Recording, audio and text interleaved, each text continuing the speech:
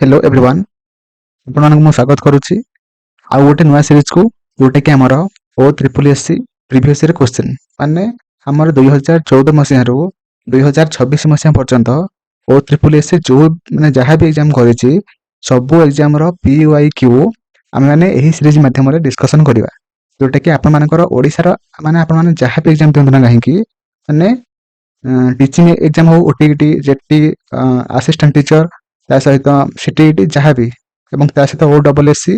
ର ଯାହା ବି କିଛି ଏକ୍ଜାମ୍ ଦିଅନ୍ତୁ ନା କାହିଁକି ସବୁ ଏକ୍ଜାମ୍ ପାଇଁ ହେଲ୍ପଫୁଲ୍ ହବ CT BED ସବୁ ଏକ୍ଜାମ୍ ଓଡ଼ିଶାର ସବୁ ଏକ୍ଜାମ୍ ଓକେ କାହିଁକି ନା ଓ ଟ୍ରିପଲ୍ ଏସ୍ ସି ଏକ୍ଜାମ୍ କରୁନି କି ସେଟା ଆମର TCS କରୁଛି ହେଲା କି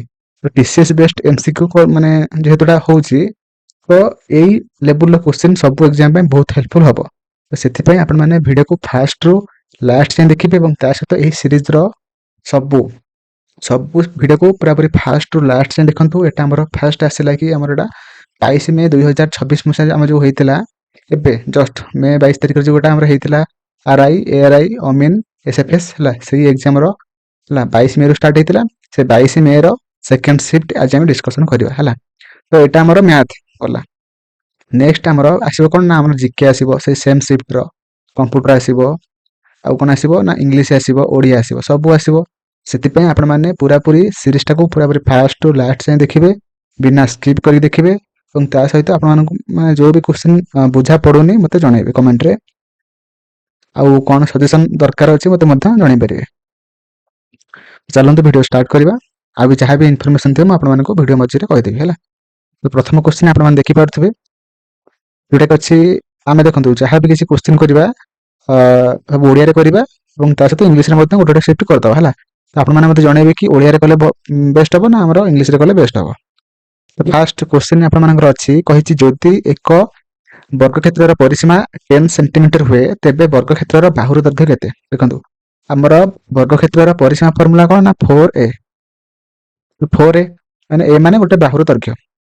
ତ 4a ଯୋଉଟାକି କାହା ସହିତ ସମାନ 10 ସେଣ୍ଟିମିଟର ସହିତ ସମାନ ତାହେଲେ a ଇଜ ଇକ୍ୱାଲ୍ ଟୁ କେତେ ହେବ ନା 10/4 ଯୋଉଟାକି ଆମର 2.5 ସେଣ୍ଟିମିଟର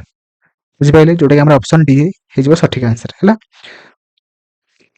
ଆପଣମାନଙ୍କର କେତେଟା କ୍ୱେଶ୍ଚିନ୍ ଠିକ୍ ହେଲା ମଧ୍ୟ ଆପଣମାନେ ମୋତେ କମେଣ୍ଟରେ ଜଣାଇବେ ତ ପରବର୍ତ୍ତୀ କ୍ୱେଶ୍ଚିନ୍ କହିଛି ଗୋଟେ ଦ୍ରବ୍ୟର ମୂଲ୍ୟକୁ ପ୍ରଥମେ 40% ବୃଦ୍ଧି କରାଗଲା ତାପରେ 25% ହ୍ରାସ କରାଗଲା ଏବଂ ପରିଶେଷରେ ପୁଣି 30% ବୃଦ୍ଧି କରାଗଲା ସେ କହିଛି ମୂଲ୍ୟରେ ହେଲା ସର୍ବମୋଟ ଶତକଡ଼ା କେତେ ପରିବର୍ତ୍ତନ ହେଲା ବୁଝିଲା ଫାଷ୍ଟ ଆମେ ଏଇ ଦୁଇଟାଙ୍କର ସକ୍ସେସିଭ୍ ବାହାର କରିବା ବୁଝିପାରିଲେ ତ ସକ୍ସେସିଭ୍ର ମାନେ ଫର୍ମୁଲା କ'ଣ ନା ହେଉଛି a plus b plus or minus ab Bai 100 ହେଲା ଯଦି ଲାଭ ହେଉଛି ପ୍ଲସ୍ ଯଦି କ୍ଷତି ହେଉଛି ମାଇନସ୍ ହେଲା ତ ବୃଦ୍ଧି ହେଉଛି ମାନେ କ'ଣ ପ୍ଲସ୍ କରିବା ତ ଏ ଜାଗାରେ ଆମେ ମାନେ 40 ନେବା ପ୍ଲସ୍ b ଜାଗାରେ 25 ନେବା ହ୍ରାସ ହେଇଛି ମାନେ ଏଟା ମାଇନସ୍ ହେବ ହଁ କି ନା ମାଇନସ୍ ହେବ ତ ମାଇନସ୍ 25 ତାର ମାଇନସ୍ ହେବ 40 into 25 divided by 100 ତ 40 ରୁ 25 ଗଲା 15 ଓକେ ତାପରେ ମାଇନସ୍ 40 into 25 କେତେ ହେବ 40 into 25 ଯୋଉଟାକି ଆମର 1000 by 100 ଦୁଇଟା ଶୂନ କଟିଗଲା ତ 15 minus 10 ଯୋଉଟାକି ଆମର କେତେ ହେଲା ନା ଆମର ହେଉଛି 5 ହେଲା ତ ଆମର ଟୋଟାଲ ଉପରେ କହିବାକୁ ଗଲେ ଯଦି ଫାଷ୍ଟ 40% ବୃଦ୍ଧି କରାଗଲା ଏବଂ ତାପରେ 25% ଆମର ହ୍ରାସ କରାଗଲା ତେବେ ଆମର ଓଭରଅଲ୍ 5% ବୃଦ୍ଧି ହେଲା ବୁଝିହେଲା ଯେହେତୁ ଏଟା ପ୍ଲସ୍ ଆସିଲା ବୋଲି ଲାଭ ହେଲା ଯଦି ମାଇନସ୍ରେ ଆସିଥାନ୍ତା ଏଇଟା ଆମର ଜାଣିଥାନ୍ତେ ଆମର ମାନେ ହ୍ରାସ ହେଲା ବୋଲି ମାନେ ଓଭରଅଲ୍ ତାପରେ କହିଛି କି ଆମର ପୁଣି 30% ବୃଦ୍ଧି କରାଗଲା ହେଲା ଇଏ 5 ପ୍ଲସ୍ 30 ହେଲା ପ୍ଲସ୍ 30 into 5 by 100 ହେଲା ତ 30 ପ୍ଲସ୍ 5 35 ପ୍ଲସ୍ ଏଟା କେତେ ହେଲା ନା 30 ପଞ୍ଚା 150 divided by 100 35 ପ୍ଲସ୍ 1.5 ଯୋଉଟାକି ଆମର 36.5% କ'ଣ ନା ବଢ଼ିଲା ବା ବୃଦ୍ଧି ହେଲା ତ ଅପସନ୍ ଏ ହେଇଯିବ ଆପଣମାନଙ୍କର ସଠିକ ଆନ୍ସର ହେଲା ତ ମୋର ଆଶା ଆପଣମାନେ ସମସ୍ତେ ମାନେ ବୁଝିପାରୁଥିବେ ସବୁ ପ୍ରୋସେସକୁ ତ ପରବର୍ତ୍ତୀ ଆମେ କ୍ୱେଶ୍ଚିନ୍ ବୁଝିବା ପରବର୍ତ୍ତୀ କ୍ୱେଶ୍ଚିନ୍ କହିଛି ଗୋଟେ ଟ୍ୟାପ୍ ଗୋଟେ ଟାଙ୍କିକୁ 6 ଘଣ୍ଟାରେ ପୂର୍ଣ୍ଣ କରିପାରିବ ହେଲା ତାପରେ କହିଛି ଟାଙ୍କିର 2/3 ପୂର୍ଣ୍ଣ ହେବା ପରେ ଟାଙ୍କିରେ ଆଉ କେତେ ସମାନ ଟାଙ୍କିରେ କଣ ହେଲା ନା ଆଉ ଗୋଟେ ଏକ ସମାନ ଟ୍ୟାବ ଖୋଲାଗଲା ହେଲା ଟାଙ୍କିକୁ ପୂର୍ଣ୍ଣ କରିବା ପାଇଁ ମୋଟ କେତେ ସମୟ ଲାଗିବ ହେଲା ଦେଖନ୍ତୁ ଫାଷ୍ଟ କହିଛି ଗୋଟେ ଟ୍ୟାପ ଅଛି ହେଲା ସେଟା କଣ କରେ ନା ଗୋଟେ ଟାଙ୍କିକୁ 6 ଘଣ୍ଟାରେ ପୂର୍ଣ୍ଣ କରିପାରିବ ବୁଝିପାରିଲେ ତାପରେ କହିଛି କି ମାନେ ଫାଷ୍ଟ କଣ ହେଲା ନା ଗୋଟେ ଟାଙ୍କିରେ ଗୋଟେ ଟ୍ୟାପ ମାଧ୍ୟମରେ ପାଣି ପଶୁଥିଲା ସେ କେତେ ଟାଇମ ପୁରେଇଲା ନା ଆମର 2/3 ପାଣିକୁ ସେ ପୂରଣ କରିଦେଲା କଲା ପରେ କଣ ହେଲା ନା ତାପରେ ଆଉ ଗୋଟେ ସେମ ଏଫିସିଏନ୍ସିର ଆଉ ଗୋଟେ ଟ୍ୟାପ ଖୋଲାଗଲା ମାନେ ଓଭରଅଲ କହିବାକୁ ଗଲେ ଦିଟା ଟ୍ୟାପ ମାନେ ପାଣି ଚାଲିଲା ହେଲା 2/3 ମାନେ କଣ ମାନେ ପାଣି ଫୁଲ ହେବା ପରେ ଦିଟା ଟ୍ୟାପ ଚାଲିଲା ଯଦି ଚାଲିଲା ତାହେଲେ ଓଭରଅଲ ସେଇ ପାଣି ଟାଙ୍କିଟା ପୂରଣ ହେବା ପାଇଁ କେତେ ଟାଇମ ଲାଗିଲା ସେଟା ସେ କ୍ୱେଶ୍ଚିନ୍ ପଚାରିଛି ହେଲା ଏଇଟା ଆମେ ଗୋଟେ ଏକ୍ସାମ୍ପଲ ନେଇ କରିବା ଯୋଉଟା କହି ଦେଖନ୍ତୁ କେମିତି କରିବେ ନା ଭାବିଦେବେ କି ଆମର ଟୋଟାଲ ସେ ପାଣି ଟାଙ୍କିର ଭଲ୍ୟୁମ କେତେ ନା 6000 ଲିଟର ହେଲା 6000 ଲିଟର ଟା ପଶୁଛି କେତେ ଟାଇମରେ ନା 6 ଘଣ୍ଟାରେ ପଶୁଛି ତାହେଲେ 1 ଆୱାରରେ ସେ 1000 ଲିଟର ସେ ଫିଲଅପ କରିପାରିବ ହେଲା ତାହେଲେ 6000 ଲିଟର ଟାକୁ ଆମ 6000 ଲିଟରର 2/3 କେତେ ନା ଆମର ହଉ 4000 ଲିଟର ନା 4000 ଲିଟର ସେ ପୂରଣ କରିଦେଲା ତାହେଲେ କେତେ ଟାଇମ ଲାଗିଥିବ ନା 4 ଘଣ୍ଟା ଲାଗିଥିବ ହେଲା ଆଉ ତାହେଲେ କେତେ ମାନେ ଫାଙ୍କା ଅଛି ନା 2000 ଲିଟର 2000 ଲିଟର ଯଦି ଫାଙ୍କା ଅଛି ତେବେ ସେଇ ଟାଇମରେ ସେ ଦିଟା ଟ୍ୟାପ ଖୋଲିଲା ହେଲା ଗୋଟେ ଟ୍ୟାପରେ ସେ କଣ ହବ ନା ଗୋଟେ ଆୱାରରେ ଦିଟା ମାନେ 1000 ଲିଟର ସେ ପାଣି ଭର୍ତ୍ତି କରିପାରିବ ଯଦି ଦିଟା ମାନେ ଟ୍ୟାପ ଖୋଲା ହବ ତାହେଲେ ଗୋଟେ ଘଣ୍ଟାରେ ସେ 2000 ଲିଟର ମାନେ ଫିଲଅପ କରିଦେବ ତାହେଲେ ଆଉ ତାହେଲେ ଗୋଟେ ଘଣ୍ଟା ନେଲେ ଟୋଟାଲ ଉପରେ ସେ ପାଣି ଟାଙ୍କିଟା ଫୁଲ ହେଇଯିବ ହେଲା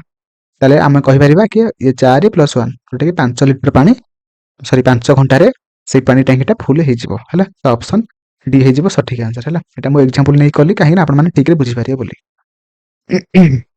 ତା ପରବର୍ତ୍ତୀ ଆମେ କ୍ୱେଶ୍ଚିନକୁ ଯିବା ପରବର୍ତ୍ତୀ କ୍ୱେଶ୍ଚିନ କହିଛି ରବି ଏବଂ ସୁରେଶ ଯଥାକ୍ରମେ 60,000 ଏବଂ 90,000 ନିବେଶ କରି ଏକ ବ୍ୟବସାୟ ଆରମ୍ଭ କରନ୍ତି ଯଦି ବର୍ଷ ଶେଷରେ ମୋଟ ଲାଭ 50,000 ହୁଏ ତେବେ ସେ ଲାଭରେ ରବିର ଭାଗ ନିର୍ଣ୍ଣୟ କର ହେଲା ଫାଷ୍ଟ କଣ କରିବ ନା ଇନଭେଷ୍ଟମେଣ୍ଟର ରେସିଓ ବାହାର କରିବା ହେଲା 60,000 ଇଷ୍ଟୁ 90,000 ର ରେସିଓ କେତେ ହବ 2:3 ହବ ହେଲା ଯଦି ହେଲା ଲାଭଟା କେତେ ହେଇଛି ଯୋଉ ଅନୁପାତରେ ଇନଭେଷ୍ଟ କରାଯାଇଥିବ ସେଇ ଅନୁପାତରେ ଲାଭଟା ମଧ୍ୟ ଭାଗ କରାହବ ହେଲା ତାହେଲେ ଟୋଟାଲ କେତେ ହେଲା ରେସିଓଟା ଏତିକି ମାନେ ଆମେ 2x ନେଇପାରିବା ଗୋଟେ ଆଉ ଗୋଟେ 3x ନେଇପାରିବା ଯୋଉଟା କି ଆମର 50,000 ସହିତ ସମାନ ହେଲା ତାହେଲେ x is equal two 50,000 Bai 5 ଯୋଉଟା କି ଆମର କେତେ x ଟା ଆମର ବାହାରି ପଡିଲା କେତେ ନା 10,000 ହେଲା ତାହେଲେ ରବିର ଇନଭେଷ୍ଟମେଣ୍ଟ ରେସିଓ କେତେ ନା 2 ମାନେ x ଟା ଯଦି 10,000 ହେଲା 2x ଟା କେତେ ହବ ନା 20,000 ହେଲା ଅପସନ ବି ହେଇଯିବ ସଠିକ ଆନ୍ସର ହେଲା ତ ପରବର୍ତ୍ତୀ କ୍ୱେଶ୍ଚିନ ଯିବା ପରବର୍ତ୍ତୀ କ୍ୱେଶ୍ଚିନ କହିଛି କଣ ନା ଆମର 1.25 ର କ୍ୟୁବ ପ୍ଲସ 1.75 ର cube plus 9 into 1.25 into 1.75 minus 7 ଏର ମୂଲ୍ୟ କେତେ ଦେଖନ୍ତୁ ଫାଷ୍ଟ କେମିତି କରିବେ ଯେତେବେଳେ ଏଇ ଟାଇପର କ୍ୱେଶ୍ଚିନ ଆସିବ ସେଟା ଗୋଟେ ଯେମିତି ହେଲେ ବି ଗୋଟେ ଫର୍ମୁଲାରେ ସେ ବେସ୍ ହେଇକି ଥିବ ହେଲା ଦେଖନ୍ତୁ ଏଟା କ୍ୟୁବ ଅଛି ନା ତ ଆମେ a କ୍ୟୁବ ନବା ତାପରେ ଏଟାକୁ b କ୍ୟୁବ ନବା ହେଲା ତାପରେ ଏଟା କୋଉ ମାନେ ଫର୍ମୁଲାରେ ଅଛି ନା a cube plus b cube plus 3ab into a plus b ହେଲା a ପ୍ଲସ b এটা କେତେ ହବ 1.25 ପ୍ଲସ 1.75 ମିଶିଲେ କେତେ এটা 3 ହେଇଯିବ ab ଟା ଦେଖି ଅଛି ab ये 3 9 into 1.25 ହେଇଯାଉଛି ନା ହେଉନି into 1.75 ହେଇଯାଉଛି a cube plus b cube plus 3ab into a plus b ତାହାର ଫର୍ମୁଲା ନା ହଉଛି a ପ୍ଲସ b ର କ୍ୟୁବ ହେଲା ହୋଲ କ୍ୟୁବ ବୁଝିପାରିଲେ ତାହେଲେ a ଟା ଆଉ b ଟା ମିଶିଲେ କେତେ ହବ 3 ହବ ତାହେଲେ 3 ର କ୍ୟୁବ କେତେ 27 ହେଲା ମାନେ ଏଇଠୁ ଏତିକିର ଭ୍ୟାଲୁ ଆମେ ପାଇଗଲେ କେତେ 27 27 ରୁ 7 ଆମେ ମାଇନସ କରିବା ତାହେଲେ କେତେ ହବ ନା 20 ବୁଝିପାରିଲେ ତ ଅପସନ ସି ହେଇଯିବ ଆପଣମାନଙ୍କର ସଠିକ ଆନ୍ସର ହେଲା ତ ପରବର୍ତ୍ତୀ ଆମେ କ୍ୱେଶ୍ଚିନକୁ ଯିବା କହିଛି ସୀତା ଓ ବରୁଣଙ୍କର ବର୍ତ୍ତମାନ ବୟସର ଅନୁପାତ ବା ସ୍ୱାତି ଏବଂ ବରୁଣଙ୍କର ବର୍ତ୍ତମାନ ବୟସର ଅନୁପାତ 2:5 ଅଟେ ବର୍ତ୍ତମାନ ଠାରୁ 8 ବର୍ଷ ପରେ ସେମାନଙ୍କର ବୟସର ଅନୁପାତ 1:2 ହେବ ତେବେ ବରୁଣଙ୍କର ବର୍ତ୍ତମାନ ବୟସରେ କେତେ ହେଲା ଦେଖନ୍ତୁ ଫାଷ୍ଟ କେମିତି କରିବା ସ୍ୱାତିକୁ ନବା 2x ବାଇ 5x ବରୁଣର ହେଲା 8 ବର୍ଷ ପରେ ମାନେ ପ୍ଲସ୍ କରିବା 8 ସ୍ୱତିର ଯଦି 8 ବର୍ଷ ବଢିବ ବରୁଣର ମଧ୍ୟ 8 ବର୍ଷ ବଢିବ। ଇଜ ଇକ୍ୱାଲ ଟୁ କି ରେସିଓ କେତେ ହବ ନା ହଉଛି 1:2 ମାନେ 1 ବିଭକ୍ତ 2 ପ୍ଲସ୍ ମଲ୍ଟିପ୍ଲିକେସନ କରିବା ହେଲା। ତ 2x ରେ 2 ଗୁଣିଲେ 4x plus 16 is equal two 5x plus 8 ହେଲା। ତ 5x ରୁ 4x ପଳେଇଲା କେତେ x, ଏ 16 ରୁ 8 ଗଲା କେତେ ନା 8, ତାହେଲେ x ର ଭ୍ୟାଲୁ ଆମେ ପାଇଗଲେ 8 ହେଲା। ତେବେ ସେ ଏବେ ପଚାରିଛି କି ତେବେ ବରୁଣର ବର୍ତ୍ତମାନ ବୟସ କେତେ, ତାହେଲେ ବରୁଣର ବର୍ତ୍ତମାନ ବୟସ କେତେ ହବ ନା ଆମେ ବର୍ତ୍ତମାନ ବୟସଟା ନେଇଥିଲେ 5x, ତାହେଲେ 8 5 40, ଅପସନ ଏ ହେଇଯିବ ସଠିକ ଆନ୍ସର ହେଲା। ତ ପରବର୍ତ୍ତୀ କ୍ୱେଶ୍ଚନ ଦୁଇଟି ଟ୍ରେନ 80 km/h ଓ 50 km/h ରେ ବେଗରେ ଗୋଟିଏ ଦିଗରେ ଗତି କରୁଛନ୍ତି ହେଲା। ଏଇଟା ଆପଣମାନେ ପୁରା ଭଲ ଭାବରେ ଦେଖିବେ କି ମାନେ ଆକ୍ଚୁଆଲି ସେମାନଙ୍କ ଡିରେକ୍ସନଟା କ'ଣ ଅଛି, ସେମ୍ ଅଛି ନା ଡିଫରେଣ୍ଟ ଅଛି ନା ଅପୋଜିଟ୍ ଅଛି। ସେମାନଙ୍କର ମାନେ ସେ ପଚାରିଛି ରିଲେଟିଭ ସ୍ପିଡ ହେଲା, ଏଇଟା ହେଲା ରିଲେଟିଭ ସ୍ପିଡ ହେଲା ମାନେ ଆପେକ୍ଷିକ ବେଗ ହେଲା। ଦେଖନ୍ତୁ ଯଦି ଆମର ଡିଫରେଣ୍ଟ ବା ଅପୋଜିଟ୍ ଡିରେକ୍ସନ ଥିବ ତେବେ ଆପଣମାନେ ଦୁଇଟାଙ୍କ ସ୍ପିଡକୁ ମିଶେଇ ଦେବେ, ବୁଝିପାରିଲେ। ଆଉ ଯଦି ଦୁଇଟାଙ୍କ ମାନେ ଟ୍ରେନର ଡିରେକ୍ସନ ଯଦି ସେମ୍ ଅଛି ମାନେ ଗୋଟେ ଦିଗକୁ ସେମାନେ ମାନେ ଗତି କରୁଛନ୍ତି, ସେତେବେଳେ ଆପଣମାନେ ଯୋଉ ଆମର ସ୍ପିଡଟାକୁ କ'ଣ କରିବେ ନା ଆପଣମାନେ ମାଇନସ୍ କରିଦେବେ ହେଲା। ତ ଏଠି ଯେହେତୁ ସେମ୍ ଡିରେକ୍ସନ ଅଛି ଆମେ ମାନେ ଦୁଇଟାଙ୍କ ସ୍ପିଡକୁ ମାଇନସ୍ କରିଦେବା। ତ 86 ରୁ 50 ଗଲା କେତେ 36 ହେଲା। km/h ଅଛି, ସେଠି ପଚାରିଛି ଆପଣମାନଙ୍କୁ ମିଟର/ସେକେଣ୍ଡରେ ହେଲା। ତ କ'ଣ କରିବେ 8 ବିଭକ୍ତକ 18କୁ 5 ବିଭକ୍ତକ 18କୁ ଗୁଣନ କରିଦେବେ। 18 ଦୁଲେ 36, 5 ଦୁଲେ 10, ତାହେଲେ 10 ମିଟର/ସେକେଣ୍ଡ ହେଇଯିବ ସଠିକ ଆନ୍ସର ହେଲା। ଅପସନ ବି ହେଇଯିବ ସଠିକ ଆନ୍ସର ହେଲା। ତ ପରବର୍ତ୍ତୀ କ୍ୱେଶ୍ଚନକୁ ଯିବା। କହିଛି ଗୋଟିଏ ଶ୍ରେଣୀରେ 15 ଜଣ ବାଳକଙ୍କ ହାରାହାରି ମାର୍କ କେତେ ନା 72 ହେଲା ଏବଂ 10 ଜଣ ବାଳିକାଙ୍କ ହାରାହାରି ମାର୍କ ହେଉଛି 80 ହେଲା। ସମସ୍ତ ଛାତ୍ରଛାତ୍ରୀଙ୍କର ମିଳିତ ହାରାହାରି ମାର୍କ ନିର୍ଣ୍ଣୟ କର ହେଲା। ସେ ମାନେ ବାଳକମାନଙ୍କର ମାନେ ହାରାହାରି ମାର୍କ ଅଲଗା ଦେଇଛି, ବାଳିକାମାନଙ୍କର ହାରାହାରି ମାର୍କ ଅଲଗା ଦେଇଛି। ଆମେ ସେମିତି ପଚାରିଛି କି ସେମାନଙ୍କର ମିଶିକି କେତେ ହବ ହେଲା। ତ କ'ଣ କରିବା ନା ଫାଷ୍ଟ 72ରେ ମଲ୍ଟିପ୍ଲାଏ କରିବା 15 ହେଲା ପ୍ଲସ୍ 10 ମଲ୍ଟିପ୍ଲାଏ 80 ବାଇ କେତେ ନା ହେଉଛି 25। ତ 72ରେ 15 ମଲ୍ଟିପ୍ଲାଏ କଲେ କେତେ ହବ ଆପଣମାନେ ମୋତେ କରିକି କୁହନ୍ତୁ। 1080 ପ୍ଲସ୍ 800 ଡିଭାଇଡ୍ ବାଇ 25, ତାକୁ ନା ହେଉଛି 1880 ବାଇ 25, ଏଇଟା କେତେ ହବ ନା 75.2। ଅପସନ ଏ ହେଇଯିବ ସଠିକ ଆନ୍ସର 75.2 ହେଲା। ପରବର୍ତ୍ତୀ ଆମେ କ୍ୱେଶ୍ଚନକୁ ଯିବା। କହିଛି 35ର 4 ବିଭକ୍ତକ 5 ଠାରୁ 50ର 65% କେତେ ଅଧିକ ହେବ ହେଲା। ତ କ'ଣ କରିବା ଫାଷ୍ଟ 50ର 65% ମାନେ 65 divided by 100 into 50 minus 4 ବିଭକ୍ତକ 5 into 35 okay 7 এটা ହେଲା 28 ବାହାରି ପଡ଼ିବ 728। এটা 2 କଟିଲା, এটা କେତେ ହବ ନା ହେଉଛି 32.5 ହେଲା। ତାହେଲେ এটা ମାଇନସ୍ 32.5 ରୁ 28 ମାଇନସ୍ କଲେ କେତେ ହବ ନା ହେଉଛି 4.5 ଓକେ। ତ ଅପସନ ଏ ହେଇଯିବ ସଠିକ ଆନ୍ସର ହେଲା। ଓକେ ତ ପରବର୍ତ୍ତୀ ଆମେ କ୍ୱେଶ୍ଚନକୁ ଯିବା। କହିଛି ଏ ଏକ କାର୍ଯ୍ୟ କରିବା ପାଇଁ ଯେତିକି ସମୟ ନିଏ ସେତିକି ସମୟରେ ବି ଓ ସି ମିଳିତ ଭାବରେ ସମାନ କାର୍ଯ୍ୟ କରନ୍ତି ହେଲା। ଏ ଓ ବି ମିଳିତ ଭାବେ ଉକ୍ତ କାର୍ଯ୍ୟକୁ 2 ଦିନରେ ସମ୍ପୂର୍ଣ୍ଣ କରିପାରନ୍ତି ଏବଂ ସି ଏକାକୀ ଏହାକୁ 10 ଦିନରେ କରିପାରେ। ଏବେ ପଚାରିଛି କ'ଣ ବି ଏକାକୀ ସେହି କାର୍ଯ୍ୟକୁ କେତେ ଦିନରେ ସମ୍ପୂର୍ଣ୍ଣ କରିପାରିବ ହେଲା। ଏଇଟା କେମିତି କରିବେ କେମିତି କରିବେ ନା ଦେଖନ୍ତୁ ଫାଷ୍ଟ ଆମେ ଏମିତି ଲେଖିପାରିବା କି A is equal to B plus C, କାହିଁକି ନା ଏ ଯେତିକି କାମ କରୁଛି ସେତିକି ସମୟରେ ବି ଓ ସି ମିଳିତ ଭାବରେ ସେତିକି କାମ କରିବେ ଦେଇଥିଲା। ତାପରେ କହିଛି ଏ ଓ ବି ମିଳିତ ଭାବରେ ଉକ୍ତ କାମକୁ 2 ଦିନରେ ସମ୍ପୂର୍ଣ୍ଣ କରିପାରନ୍ତି ହେଲା। ଏ ପ୍ଲସ୍ ବିଟା ମଧ୍ୟ 2 ଦିନରେ ସେଇ କାମଟାକୁ ସାରି ଦିଅନ୍ତି ହେଲା। ତାପରେ କହିଛି ସି ଏକାକୀ ସେଇ କାମଟାକୁ 10 ଦିନରେ କରିପାରେ। ସି ଏକାକୀ ସେତିକି କାମକୁ 10 ଦିନରେ ସାରିପାରନ୍ତି ହେଲା। ତାପରେ କହିଛି ବି ଏକାକୀ ସେହି କାର୍ଯ୍ୟକୁ କେତେ ଦିନରେ ସମ୍ପୂର୍ଣ୍ଣ କରିପାରିବ। ଦେଖନ୍ତୁ ଆମକୁ ଏଇ ଦୁଇଟାଙ୍କୁ ଦେଇଛି, ଏ ଦୁଇଟାଙ୍କର ଆମର ବାହାର କରିଦେବା ଲସାକୁ 20। ତାହେଲେ ଏ ଓ ବି ଆଉ ବି ର ଏଫିସିଏନ୍ସି କେତେ ବାହାରିବ ନା ହେଉଛି 10 ବାହାରିବ। ଆଉ ସି ର ଏଫିସିଏନ୍ସି କେତେ ବାହାରିବ ନା 2 ବାହାରିବ ହେଲା। ତ ଏବେ ଆମେ ଜାଣିଲେ କ'ଣ सी रो भैल्यू केते ना 2 एफिशिएंसी माने 2 स्पीड रे काम करे ताले हम एठी लिखि परिबा a is equal to b plus 2 okay आ गोटे कोन बाहला ना a plus b is equal to 10 हैला बुझ पाइले एटा को मते हम आ कोन लिखि परिबा ना a minus b is equal to 2 and a plus b is equal to 10 बुझिला तो b भी कटि गला 2a is equal to 12 a is equal to 6 ताले a ର वैल्यू हम बाहर पइला कि 6 जदि a प्लस b टा 10 a ର वैल्यू जदि 6 होउची b ର केते ना 4 हबो हैला ना b ର एफिशिएंसी केते भाला ना 4 हैला सेटा जदि हम डे दिन बाहरिनी कोन बाहर ना होची एफिशिएंसी ताले जो 20 कामटा को से केते दिन सारिबो ना 20 विभक्त 4 जोटा कि 5 दिन रे से काम सारिबो हैला 5 दिन रे से कामटा को सार दबो काहे कि ना एटा टोटल काम होची एटा होची एफिशिएंसी टोटल काम रे आ माने एफिशिएंसी टा को ना एटा माने एफिशिएंसी माने कोन ना होची माने से गोटे दिन रे से केते काम करची टोटल काम होची 20 गोटे दिन रे काम होची 4 हला ताले से टोटल 5 दिन रे से कामटा को सार दबो हला तो ऑप्शन ए हिजबो सठिक आंसर हला 5 हला तो परवर्ती क्वेश्चन को जिबा परवर्ती क्वेश्चन को 1.777 डॉट डॉट डॉट प्लस 1.777 रो भग्नांश रूप में प्रकाश कर हला एटा केमिति करिवे देखंतु फास्ट आपण माने x रो वैल्यू नेबे केते ना 1.777 हला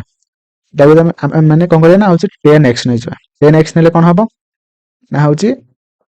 गोटे एपड गोटे 7 एपड की पळे आसी हला हला ताले हम माने एबे कोन करबा 10x रु x फेड दबा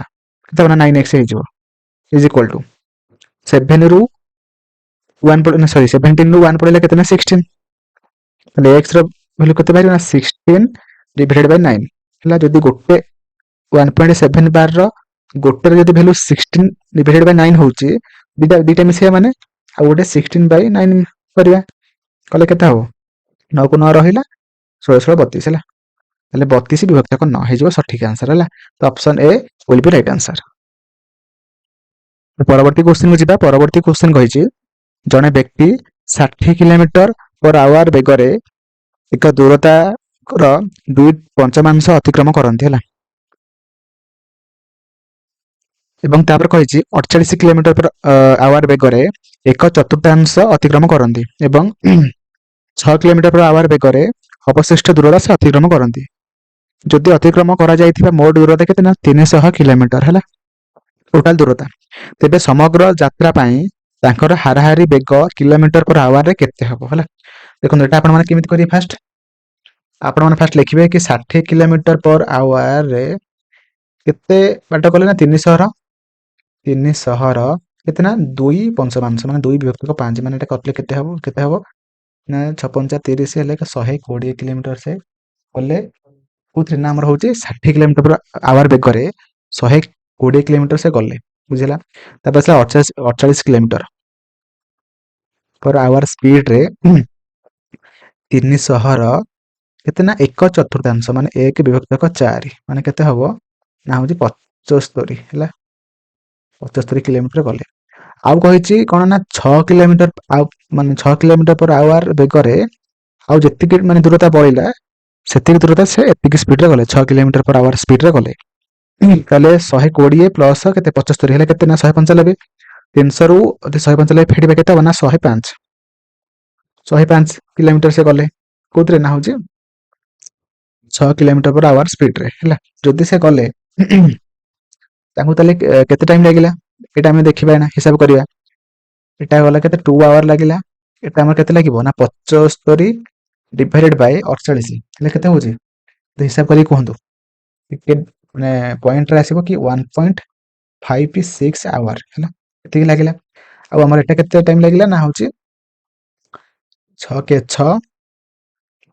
तापर आसला 17.5 आवर हैला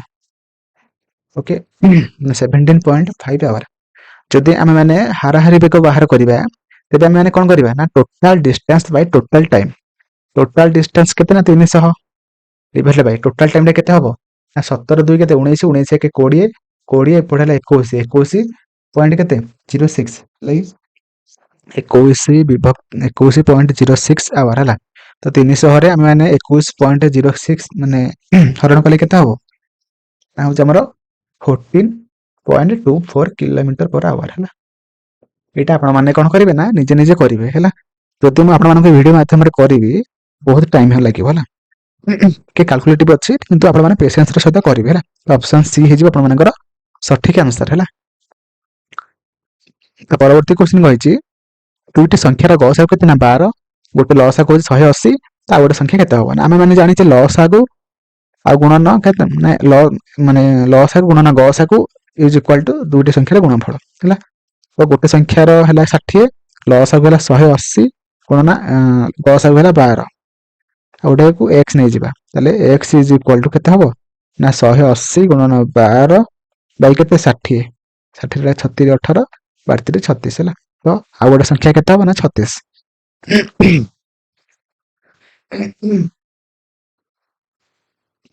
तो परवर्ती क्वेश्चन में तीनोटी संख्यार अनुपात केते ना 2:7:11 हैला एवं सेगुड़िकर समष्टि केते ना 1840 अटे।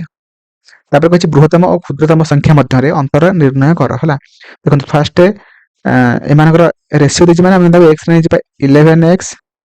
Plus 7x plus 2x is equal to केते ना होछि 1840 ताहले 11 7 18 18 2 20 20x इज इक्वल टू केते ना 1840 x इज इक्वल टू केते ना 1840 डिवाइडेड बाय केते 20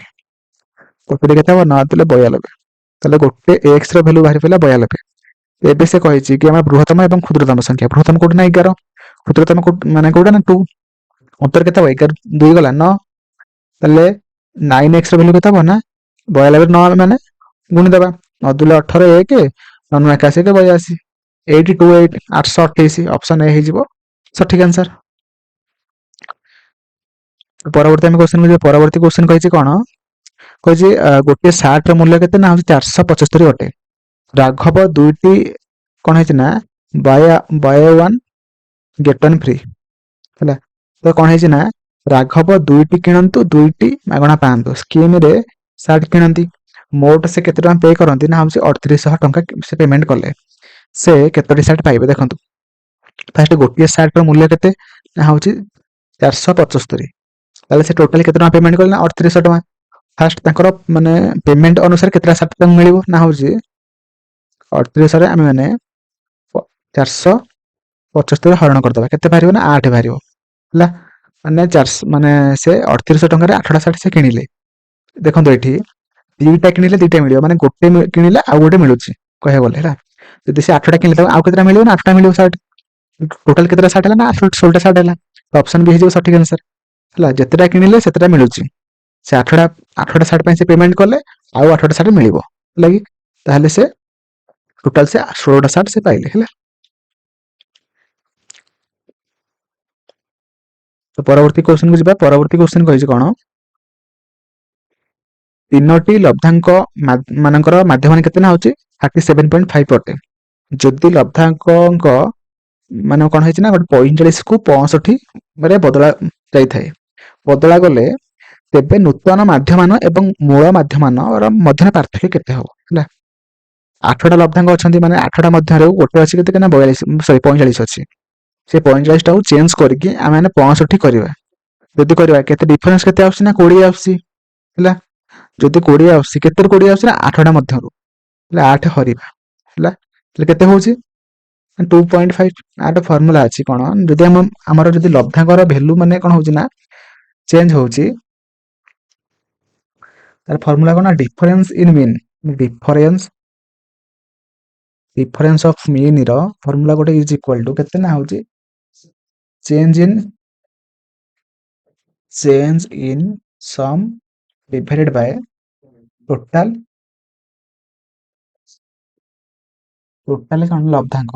टोटाल ऑब्जेक्ट तो हमरो डिफरेंस मीन केते बाहरिबो ना हमरो टोटाल सम केते ना 20 चेंज केते ना 45 टा को 65 करा गला माने 20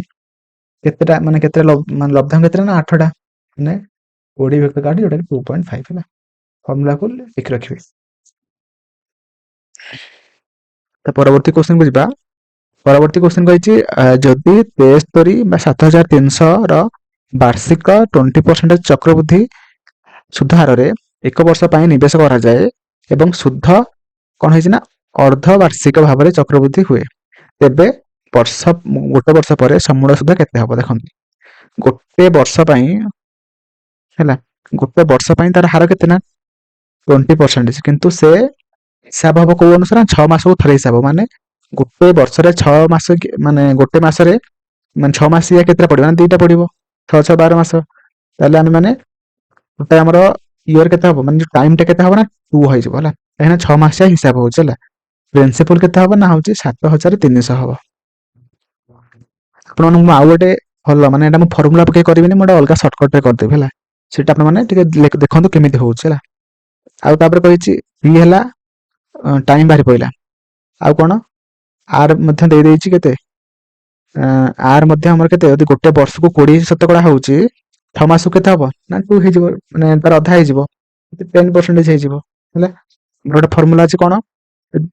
2 ବର୍ଷର ଯଦି ଆମର ସମୟ ସୁଧ ମାନେ ଚକ୍ରବୃଦ୍ଧି ସୁଧ ତ କଣ ଫର୍ମୁଲା ଅଛି ନା 2 ଆଉ 1, 3 ଇୟର କଣ ନା 3 3 1, ଆଉ 4 ଇୟର କଣ ନା 4 6 4 1 ହେଲା। ଏଇଟା କଣ ନା ଦେଖନ୍ତୁ, ଏଇଟା ଗୋଟେ ଫ୍ୟାକ୍ଟର ହେଲା। କେମିତି ବାହାର କରିବା ନା ହଉଛି, ଯେହେତୁ 2 ବର୍ଷର ମାନେ 2ଟା ମାନେ ଟର୍ମର ଆମେ ବାହାର କରିବା, ଫାଷ୍ଟ କଣ କରିବା ନା ହଉଛି 10%, 7300 ଫାଷ୍ଟ 10% ବାହାର କରିବା, କେତେ ବାହାରିବ ନା 730 ବାହାରିବ, କାଟିଦେଲେ ହେଲା। 730 ଆଉ ଥରେ ପୁଣି 10% ବାହାର କରିବା, 73। ଏଠି ଆମର 2 ବର୍ଷିକିଆର କଣ ଫ୍ୟାକ୍ଟର ଅଛି 2 and 1, ତ ଏଥିରେ ଫାଷ୍ଟ ଆମେ 2 ଗୁଣିବା, ଏଥିରେ ଆମେ 1 ଗୁଣିବା, ଏଥିରେ 2 ଗୁଣିଲେ କେତେ ହବ ନା 0 6 7 14, କେତେ 73, କେତେ ହବ ଇଏ ମିଶେଇ ଦେଲେ 3 7 6 13 1 15 1 1533, 1533 ପ୍ଲସ 7300, 7300 ପ୍ଲସ 1533 କେତେ ହବ ନା 8833 ହେଲା। ତ ଅପସନ ଏ ହେଇଯିବ ସଠିକ ଆନ୍ସର ହେଲା। ଯଦି ଆପଣମାନଙ୍କୁ 3 ବର୍ଷର ଦେଇଥିବ, ଆପଣମାନେ 3 ଥର ତାର ମାନେ ଯେତିକି ଶତକଡ଼ା ଦେଇଥିବ ସେଇ ଶତକଡ଼ା ଅନୁସାରେ 3 ଥର ବାହାର କରିବେ, ବାହାର କଲା ପରେ 3 3 1 ଗୁଣିଦେବେ, ହେଲେ ଆପଣମାନଙ୍କର 3 ବର୍ଷର କମ୍ପାଉଣ୍ଡ ଇଣ୍ଟରେଷ୍ଟ ବାହାରି ପଡିବ ହେଲା। ତ ଅପସନ ଏ ହେଇଯିବ ଏଠି ଆପଣମାନଙ୍କର ସଠିକ ଆନ୍ସର ହେଲା। ତ ପରବର୍ତ୍ତୀ କ୍ୱେଶ୍ଚିନ୍ କହିଛି, 2ଟି ସମକେନ୍ଦ୍ରିକ ବୃତ୍ତ ମଧ୍ୟରେ ଏକ ବୃତ୍ତାକାର ଚଲାପଥ ଗଠିତ ହୋଇଛି ହେଲା। ତାପରେ କହିଛି ଅନ୍ତଃ ବୃତ୍ତର ପରିଧି କେତେ ନା ହଉଛି 352 ମିଟର ଏବଂ ପଥର ଓସାର କେତେ ନା 4 ମିଟର ହେଲେ ପଥର କ୍ଷେତ୍ରଫଳ ବର୍ଗ ମିଟରରେ ନିର୍ଣ୍ଣୟ କର ଏବଂ ଉତ୍ତରଟିକୁ ନିକଟତମ ଦର୍ଶକ ପ୍ରକାଶ କର। ଦେଖନ୍ତୁ କେମିତି କରିବେ, ସମକୈନ୍ଦ୍ରିକ ମାନେ କଣ ନା ଗୋଟେ ଦିଟାଙ୍କ ବୃତ୍ତର ଗୋଟେ କେନ୍ଦ୍ରବିନ୍ଦୁ ହେଲା। କଣ କହିଛି ନା ଯୋଉ ଭିତରେ ଯୋଉ ବୃତ୍ତଟା ଅଛି ତାର ପରିଧି କେତେ ନା 2 ପାଇ r ଇଜ ଇକ୍ୱାଲ ଟୁ କେତେ ନା ହଉଛି 352 ମିଟର ହେଲା। ଯଦି ଆମର ଏଠି ତାର ପରିଧି ଦେଇ ସାରିଛି, ତେବେ ଆମେ ତାର ରେଡିୟସ ବାହାର କରିପାରିବା ଏଇ ଫର୍ମୁଲାରେ ପୁଟ୍ କରିକି। ତ r is equal two 352 Bai 2 ପାଇ, ତ ପାଇର ଭ୍ୟାଲୁ କେତେ 22 ବିଭକ୍ତ 7, ଏଟା ଯଦି ଉପରକୁ ଯିବ ଉଲ୍ଟି ଯିବ ନା, 352 ବାଇ 2 ଇଣ୍ଟୁ 7 ବିଭକ୍ତ 22, ବୁଝିଗଲା। ତ ଏଟା ଆମର କଟିଲେ କେତେ ହବ 176 ହେଲା, 176 ଇଣ୍ଟୁ 176 ଇଣ୍ଟୁ 7 ବାଇ 22, ତାପରେ କାଟିଲେ କେତେ ହବ,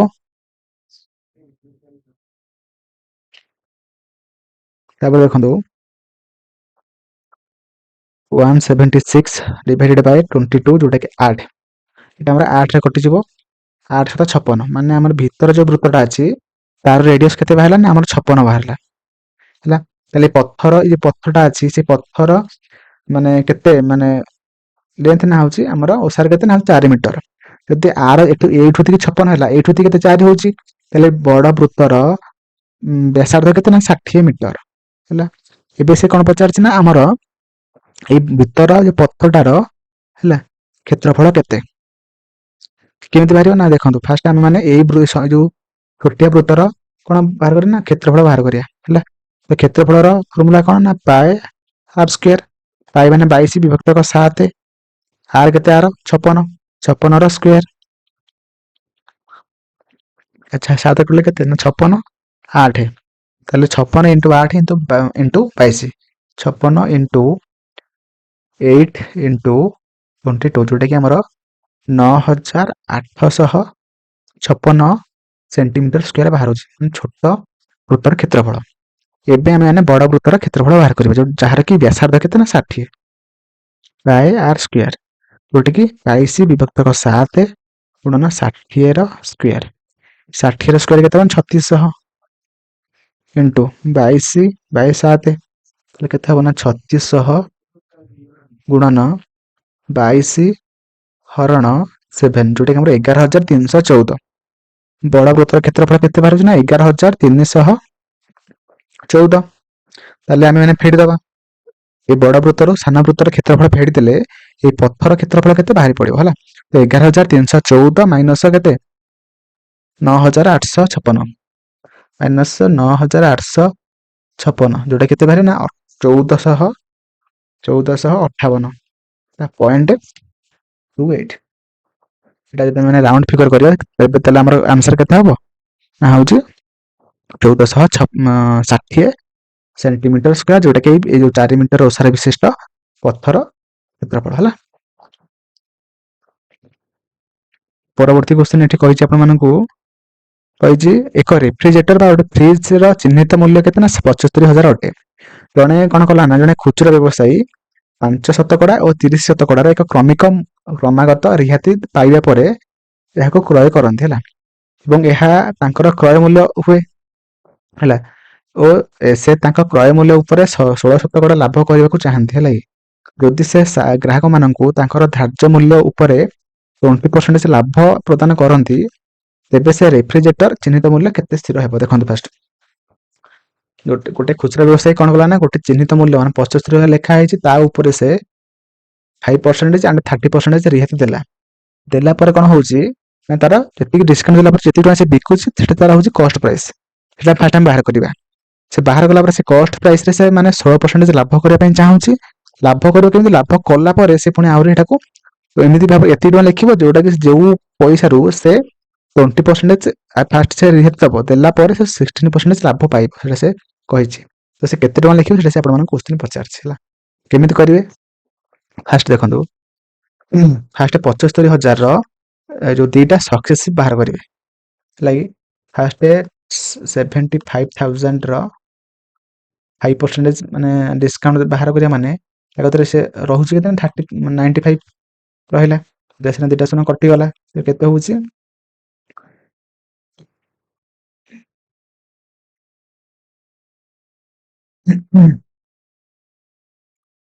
71250 ହେଲା ମାନେ ସେ 5% ଡିସକାଉଣ୍ଟ ଦେଲା ପରେ ସେ 71250 ଟଙ୍କା ସେ ପାଉଛି ହେଲା ଆ ପରେ ପୁଣି ସେ ଆ ଉପରେ ସେ ପୁଣି 30% ଡିସକାଉଣ୍ଟ ଦେଲା ମାନେ ଆଉ ରହିଲା କେତେ 30% ଯଦି ଡିସକାଉଣ୍ଟ ଦଉଛି ତାହେଲେ ରହୁଛି କେତେ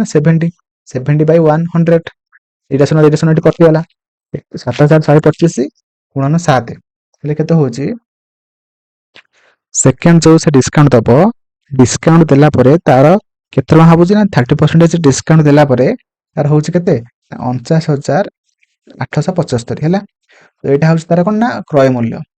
ଆଉ ଉପରେ ସେ 16% ଲାଭ କରିବ କେମିତି କରିବ ନା 49875 ର କେତେ ମାନେ କ'ଣ